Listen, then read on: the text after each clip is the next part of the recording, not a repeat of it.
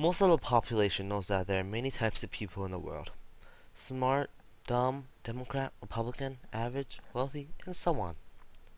To succeed in life, one should be able to distinguish which type of person is which, and to also accept that everybody has their differences. We were taught that lesson at a very young age. However, close to 70 years ago, a man ignored all these rules, sadly, and attempted to create a mass genocide of Jews. He nearly succeeded. That period of time from 1939 to 1945 was called World War II, and the genocide was dubbed as the Holocaust. For a while, all that happened were bombs flying, people shouting, and lots of yelling. And death, especially in the concentration camps. This chaos didn't stop until the Axis powers surrendered in 1945. After that, the Allies began to liberate or set free entire concentration camps at a time. They stopped numerous death marches and focused on nursing back to health former prisoners. This period of time was important in history because it showed that humans do care and that we don't only create suffering, though it might seem so. This period of time consisted mainly of liberations. Liberation in the Holocaust can be defined from the freedom of the Jewish prisoners, the return to life, and the evidence found that attacked the Nazis for their horrendous crimes. One of the first ways that liberation in the Holocaust can truly be defined is by looking at how freedom was given to the prisoners. As you can read, freedom in the Holocaust came in many different forms: physical, spiritual, and mental. Chocolate, for example, was a physical form of the newly gained freedom because it was extremely scarce in the concentration camps, as we know. TDT was also, as you can read in Dennis Urson's quote. Besides physical, spiritual form was another way that freedom came in for the liberated captives. Before they were saved from the Nazis, anyone of the Jewish religion that was even suspected of still practicing their religion was punished and/or killed. Ruth Brand, for example, was punished with multiple tiring exercises when the Nazis found out that she was fasting for Yom Kippur. In the final form that freedom came in for the liberated prisoners was mental. This one's sort of hard to explain, but try to imagine the mental relief that the prisoners had experienced when they knew that they would survive, that the Germans lost.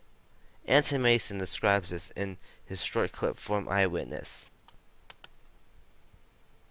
We were happy. We were happy, we were sad, we were happy that we were free, we were alive, and the Germans lost.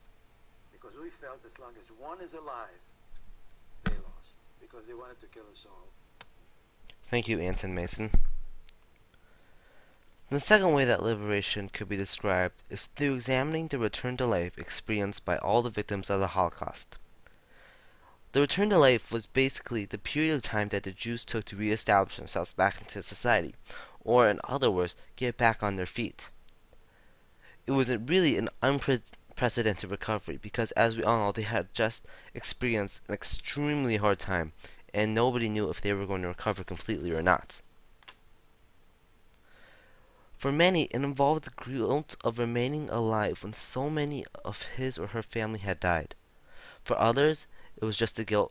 It was just the guilt of not dying when so many more worthier, quote-unquote, people had.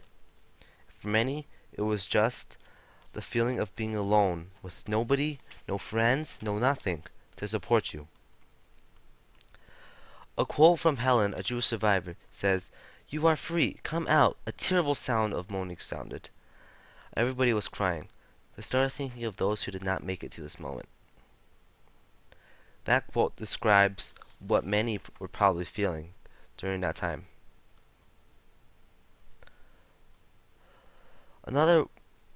Because of that, because of the loss of so much family, many had to compensate for that loss.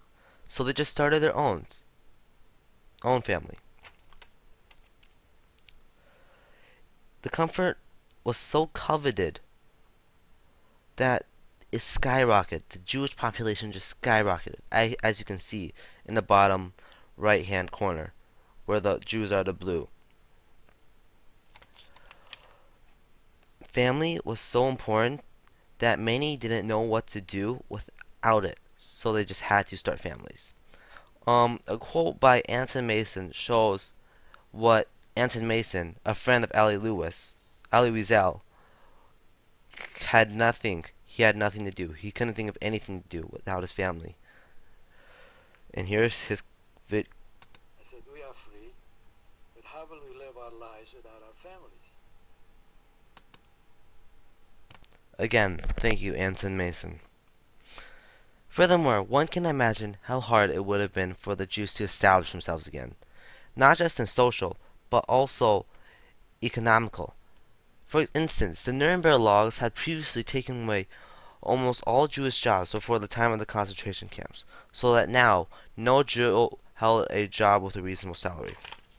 Fortunately, America had sponsored multiple displaced person camps to help the former prisoners get back to their normal lives, quote unquote, and thanks to that, this recovery was successful. The last but not least way that liberation and Holocaust can be analyzed is through how the liberations brought the crimes of the Nazi Party to the surface. Without the liberations, tons of evidence that was found what probably would have not been found, and because of that, the Nazi regime might still be here today. For example, it was not until 1945, pretty much the end of the World War II, did the Nazis really be hated against from the world.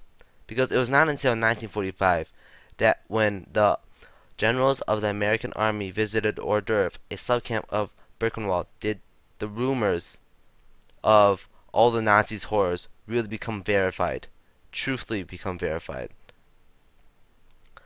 I mean, as stated before, there were rumors, but everybody thought that they were exaggerated, so no one really paid any attention to them. Howard Quick, a liberator, took pictures of the horrors.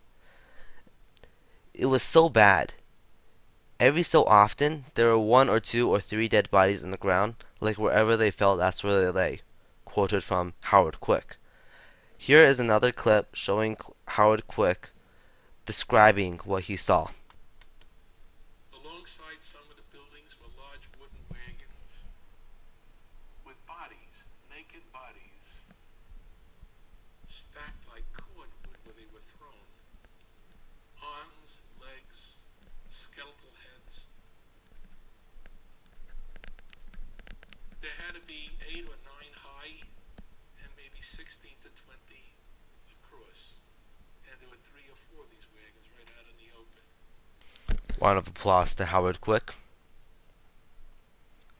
And some examples of what the liberators found, besides what Howard Quick and said and what is stated before, were bodies that were so malnourished that those shot through the head by the SS barely bled.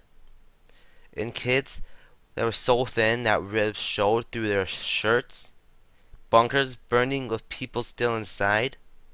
Tons of hair that was shaved off the heads of the Jewish people forcefully. And of course, the coats that the Jewish people were forced to make for the Nazi community. Liberation in the Holocaust can be defined from the freedom of the Jewish prisoners, the return to life, and the evidence found that attacked the Nazi further in the horrendous crimes. I would like to end this by pointing out what might still be here today or what might not be still here today if the liberations did not happen. Without the liberations, there would be at least 1 million fewer people alive today. Without the liberations, the Nazi regime might still be here today. And without the liberations, the Nazi regime might still be doing the atrocities they did 70 years ago. The possibilities are endless, but as we all know, most of those are obviously bad. Gratefully, the liberations did happen, and the Nazi regime collapsed. Aren't you glad the liberations happened too? We're excited.